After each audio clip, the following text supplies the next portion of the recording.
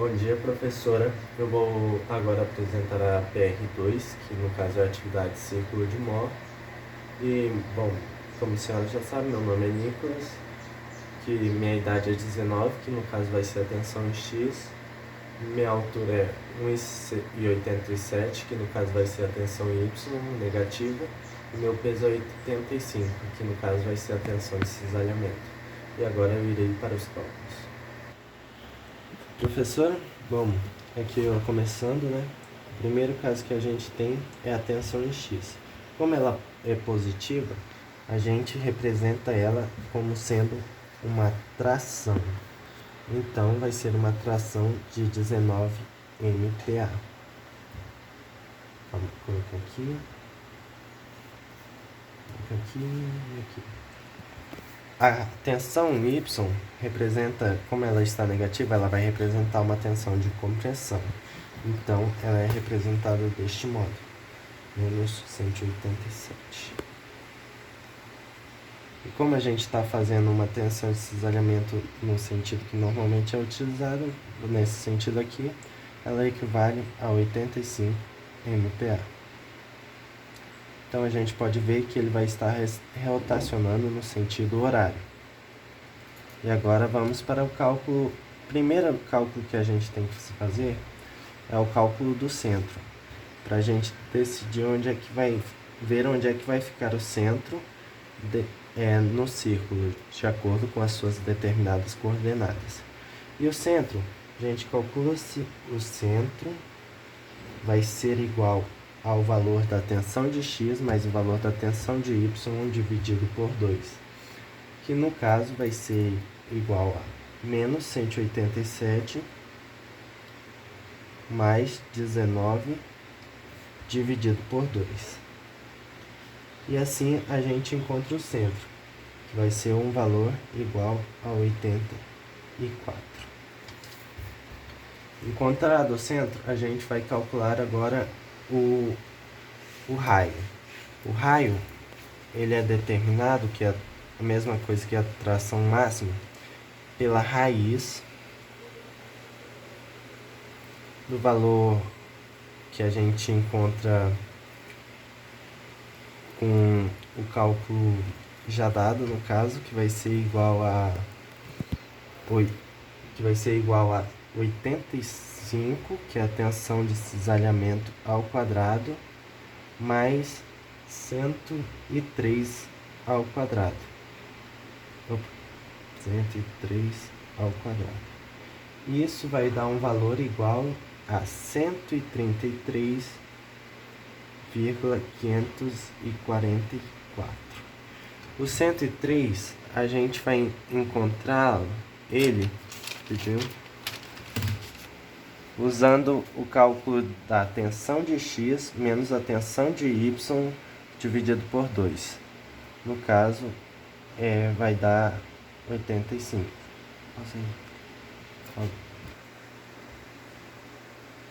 Foi. Agora, depois de definir o centro e definir a tensão máxima, que no caso é o raio, a gente vai definir algumas coordenadas para termos uma base melhor. Bom, e na definição das coordenadas, então deixa eu colocar aqui primeiro, segundo, terceiro. A gente define ela como sendo a tensão de X e menos a tensão de cisalhamento, que no caso tensão de X 19, menos a tensão de cisalhamento, menos 85. Isso no caso para X. E no caso de Y, a gente define ele como sendo tensão de Y mais a tensão de cisalhamento, ou seja, menos 187,85, positivo no caso. Depois desse passo que a gente encontrou, a gente vai encontrar as tensões principais, que no caso é a tensão máxima e a tensão mínima, que é o quarto passo.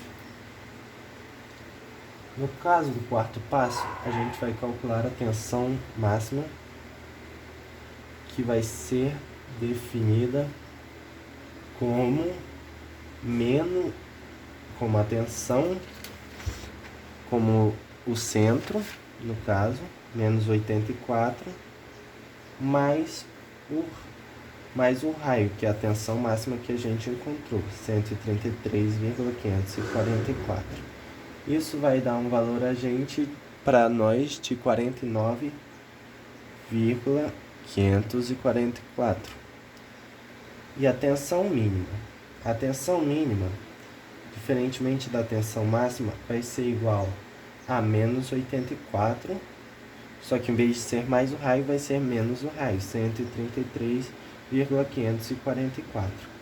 O que vai dar um resultado para a gente de menos 217,544. Já calcularam aqui, professor. No caso. Então, o quinto passo, voltando de novo, é calcular a angulação, que no caso é 2θp. A gente se calcula desse modo: tangente de 2θp igual a tensão de cisalhamento, que no caso é 85, já colocando os valores, dividido pelo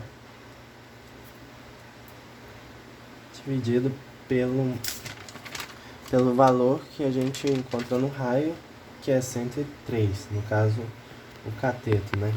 Como a gente sabe, é o cateto, porque tangente é nada mais que o cateto adjacente dividido pelo cateto oposto. E nesse cálculo, então, 2θp fica igual a arco tangente, ou tangente a menos 1, de 85 dividido para 103. Então, 2θp vai ser igual a 39,53 graus. Dividindo isso, a gente tem que θp vai ser igual a 19,76.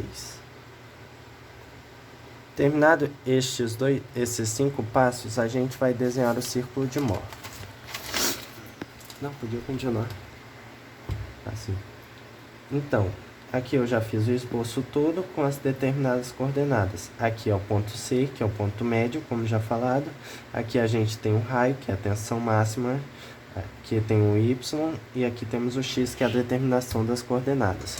E com o compasso, eu vou desenhar o círculo agora, de acordo com o seu tamanho, colocando a ponta do compasso no C e a ponta da caneta no Y. Desenhando assim.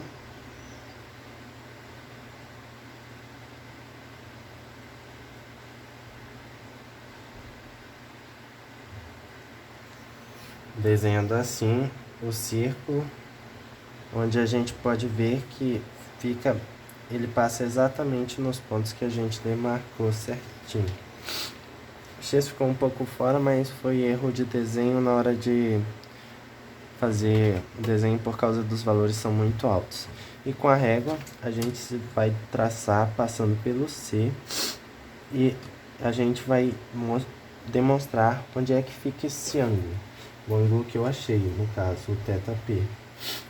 E aqui a gente pode ver o 2θp, que no caso vai ser o ângulo que a gente encontrou de 39,53.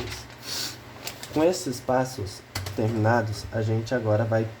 Esses 5 passos e o desenho representam o passo A e B. E agora a gente vai demonstrar no quadrado o que acontece.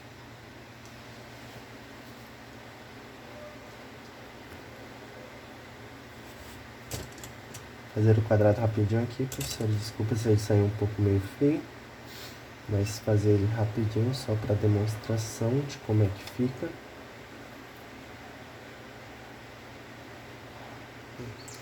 Então, como a gente pode ver, aqui era o quadrado, e depois do cálculo que a gente realizou, aqui está a demonstração de como ele fica, determinado ao seu sentido de giro. Agora vamos para a questão C, que no caso é para a determinação quando o ângulo está a 25 graus. E para isso a gente já tem as fórmulas pré-determinadas. Então eu vou só copiar aqui, professora, e vou fazer os cálculos na calculadora e vou demonstrar o resultado.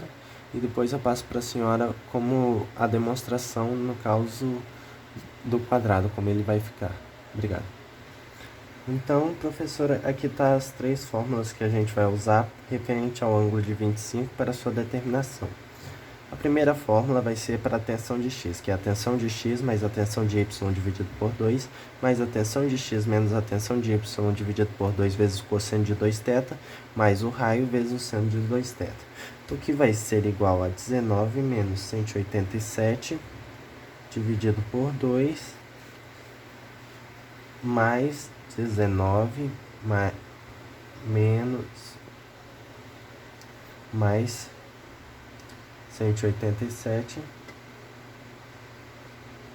dividido por 2, porque ali está menos, só que é menos com menos dá mais, por isso mais 187 dividido por 2 vezes o cosseno de 50 mais o raio, que é 133, vezes o seno de 50.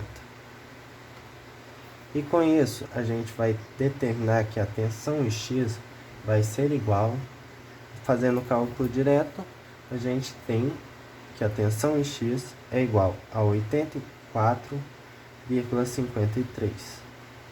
Para a tensão em y, é muito parecido com a tensão em x. O que muda vai ser 2 sinais, que no caso, em vez desse mais vai ser menos, e em vez do mais daqui também é menos. Então, o cálculo vai ficar muito parecido. E com isso, a gente vai fazendo o cálculo novamente. Eu já coloquei numa folha separada para a apresentação do cálculo. Não. Professora, o resultado que a gente tem vai ser igual a menos 252,5237. E para a tensão de cisalhamento, o cálculo também já foi apresentado, já foi refeito. O resultado que a gente tem, só faltou o resultado no caso, vai ser igual a 60,456 mais 85,87. O que... Opa, eu errei. Faltou a vírgula, 60,456 mais 85,87. O que vai nos dar um resultado de 150,326. Realizando isso, agora a gente parte para o desenho, que no caso, o desenho, só fazer aqui rapidinho, professor. Ficar um pouquinho meio torto, mas que antes era assim, ele vai ficar assim por causa das forças que agem.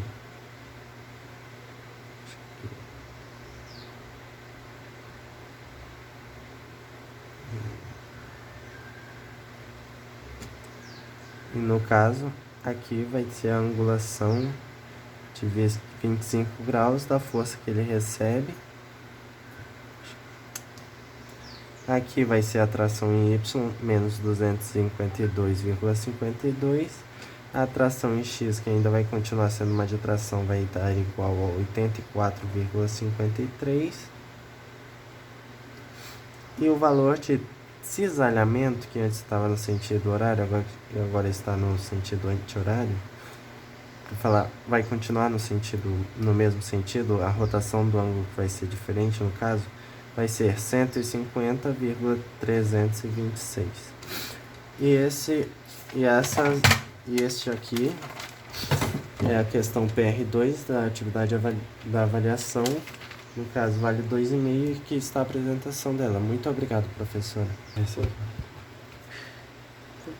Professora, refazendo aqui certinho, eu notei um erro, no caso foi a demonstração. Por isso que eu vim repassar ela aqui de modo correto. No primeiro caso, como é sentido horário, a gente vai determinar que o ΔP fica aqui. pois ele está no sentido horário, então a caixa ela está virando nesse sentido. Agora, esse é o segundo caso, no caso que eu vi, como você colocou 25 graus no sentido horário, então, no sentido anti-horário, quer dizer, a gente pode observar que em vez dele girar para cá, ele vai girar para cima. Então, aqui é a segunda parte, demonstrando o primeiro caso, a sua correção, e o segundo caso, a sua determinada correção. Muito obrigado, professora.